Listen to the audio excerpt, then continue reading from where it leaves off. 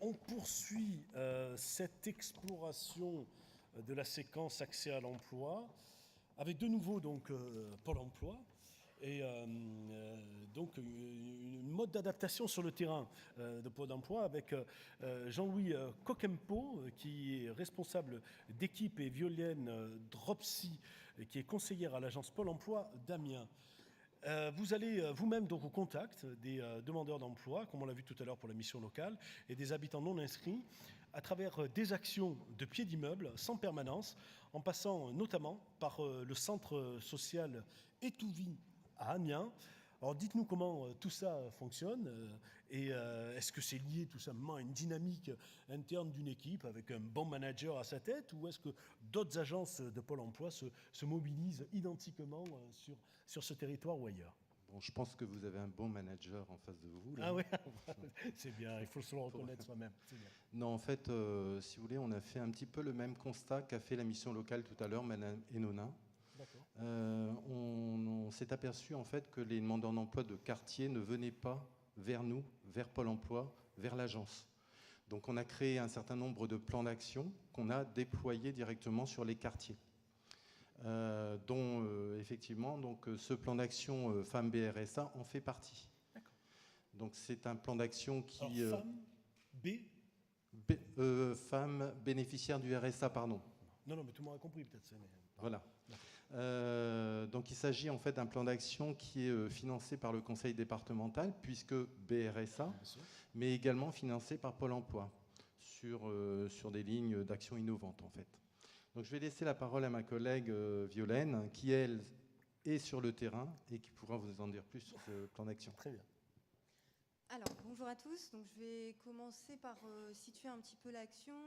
Parce que comme vous disiez, donc, moi je suis conseillère à l'agence Amiens Millevoix, mais c'est vrai que sur Amiens, il y a 3 agences avec des conseillers, 3 équipes politiques de la ville qui travaillent chacune sur ces quartiers, parce qu'il y a plusieurs quartiers politiques de la ville sur Amiens.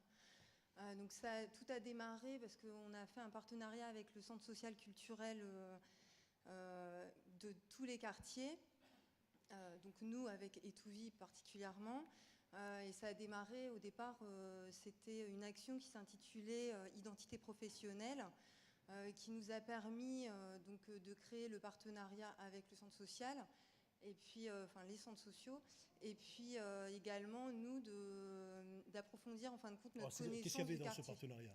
Et tout ça, ça nous a amené à faire cette action-là, parce que donc femmes BRSA, donc quel public? Plutôt des femmes qui sont peu ou pas très qualifiées, qui sont vraiment très éloignées de l'emploi, qui n'ont pas trop d'expérience, des femmes isolées, et puis voilà, pas forcément inscrites au Pôle emploi. L'idée, c'était d'aller chercher... Mais pas d'hommes, visiblement. Non, parce que comme je vous disais tout à l'heure, c'est vraiment... Là, on se spécialise, en fin de compte. On s'est aperçu que l'action de groupe... C'est mieux de spécialiser comme ça les approches? Il y a quelques années, on faisait vraiment sur des actions plus globales et on s'est aperçu que finalement, pour rendre un service plus adapté, c'était mieux de grouper les actions sur un public plus particulier. Donc cette action... Non, je continue. Non, je voulais juste ajouter, en fait, c'est vrai que ça fait 4 ans qu'on agit en fait sur le quartier, 4-5 ans. Au départ, on faisait des actions très importantes avec... on reprenait en fait 600 personnes comme ça, qu'on voyait régulièrement et tout. C'était vraiment de la masse. Aujourd'hui, on n'en est plus là. On choisit, on préfère en fait travailler sur des petits groupes, 12 personnes. Là, dans ce cadre-là, en fait, aujourd'hui, ce sont des entrées et sorties permanentes. On est à 30 personnes. Voilà, donc ce sont des groupes de 10 à 12 personnes qui sont vues. Donc, alors, comment ça se passe concrètement? Donc, on travaille sur les 2 volets parce que forcément, quand on est très éloigné, il y a le volet socialisation qui est travaillé avec des associations. Donc, notamment, on travaille sur... le relooking, l'estime de soi, le développement personnel. Et puis nous, on s'occupe plus de tout ce qui concerne l'accès à l'emploi. Donc on va aborder des sujets comme le marché du travail, l'emploi, l'information, l'orientation. Encore plus concrètement, comment ça se passe? On essaye, parce qu'on sait que nous, en tant que Pôle emploi, au niveau de l'institution... il y a certaines personnes qui ont du mal à venir vers le Pôle emploi. Donc notre objectif, c'est que ces personnes-là qui n'utilisent pas les services, elles puissent l'utiliser pour après avoir un accès à l'emploi. Donc on les regroupe et on leur demande un petit peu quelles sont leurs représentations du Pôle emploi et du marché du travail. Ça va nous permettre de classer toutes ces idées qui sont données. Donc on leur dit, elles peuvent donner des idées positives comme des idées moins positives, voire complètement des expériences négatives qui leur sont arrivées. On les classe par thématiques, parce qu'il y a des thématiques sur les freins liés à l'individu. Il y a aussi tout ce qui concerne le côté administratif, inscription, cessation d'inscription et puis actualisation, et puis après tout ce qui concerne l'emploi et l'orientation. C'est important ce que vous dites, tous, mais là plus particulièrement sur l'estime de soi. Donc là, vous faites appel à des personnes extérieures à des associations de quartier, comme par exemple l'association C'est ça, on travaille avec l'association Johan dans ce cas-là, en fait, qui intervient effectivement sur le relooking même, sur l'estime de soi, la confiance en soi, etc. D'accord. Et aussi des consultants, d'autres personnes qui travaillent au-delà du look, qui est tout à fait important, mais qui est un élément. Il y a aussi la reprise en main d'un parcours, d'un sens, on va dire, d'existence ou autre. Là, c'est qui intervient après, sur redonner, avec toutes les compétences et toute la motivation et l'extraordinaire manager que vous avez, il y a quand même une compétence sur l'estime de soi que vous devez aller chercher ailleurs, peut-être. Pas vraiment. Alors, pour tout ce qui est... après, c'est le centre socioculturel qui va travailler cette partie-là aussi, mais nous, on a aussi la possibilité, on a des psychologues du travail qui peuvent aussi travailler sur tout ce qui est les qualités professionnelles, les compétences, en fait, les mettre en avant, parce que souvent, comme ça a déjà été dit, on en a, puis on ne s'en rend pas compte, on ne met pas de mots dessus, donc ça nous permet, le fait de mettre des mots dessus, déjà se mettre en valeur, et puis après de pouvoir valoriser son profil devant des employeurs ou pour entrer en formation. Voilà. Autre chose, et n'oubliez pas le bilan, Alors, où on en est, etc. Voilà, ça on va y venir après. Donc l'idée, surtout, notre objectif à nous, c'est pour chaque expérience qui peut être négative, d'essayer de trouver des solutions pour ces personnes-là. Et en fait, on va leur offrir, on va leur montrer les services auxquels elles peuvent prétendre de la part du Pôle emploi qu'elles ne connaissent pas, comme par exemple assister à des ateliers pour travailler sur CV, l'aide de motivation. On a aussi des prestations aussi également sur l'estime de soi. Et puis après, on utilise des formations du conseil, financées par le conseil régional aussi pour accéder, comme DVE, la dynamique vers l'emploi, pour accéder derrière à des formations préqualifiantes ou qualifiantes. Donc, et puis également des retours à l'emploi.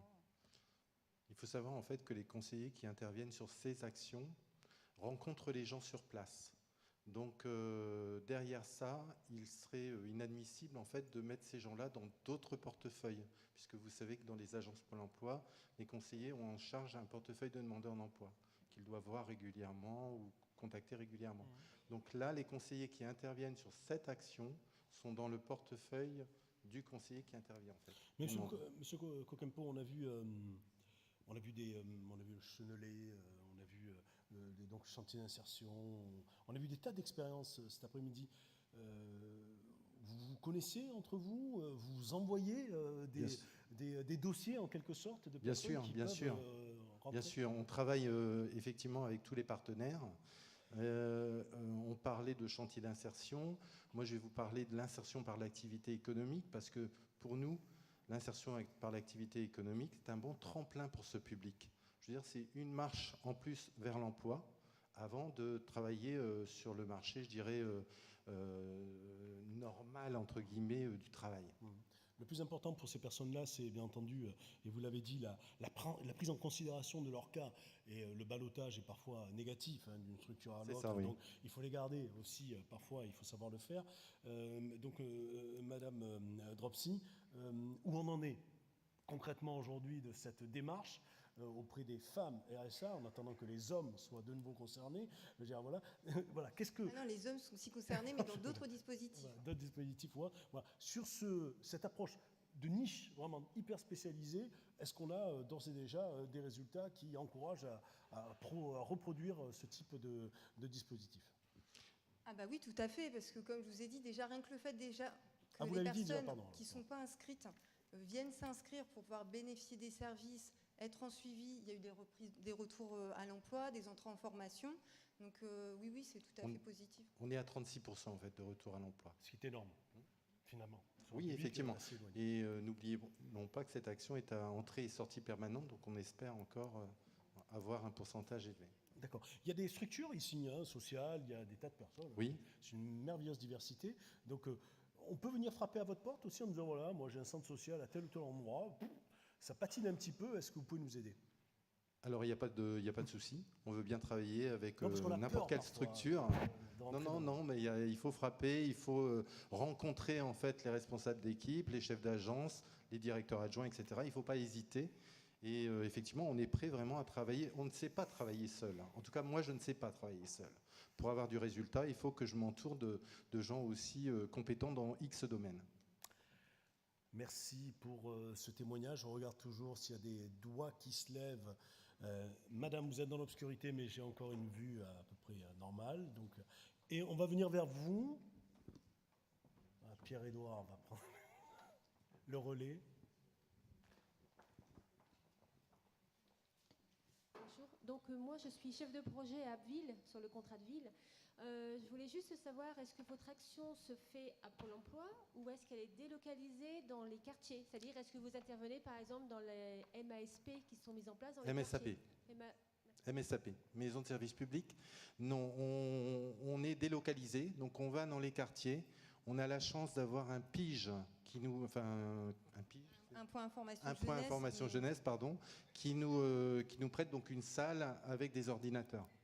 Donc on a une salle avec 10-12 ordinateurs, ce qui permet en fait de travailler avec les demandeurs d'emploi sur place. Et également au centre socioculturel.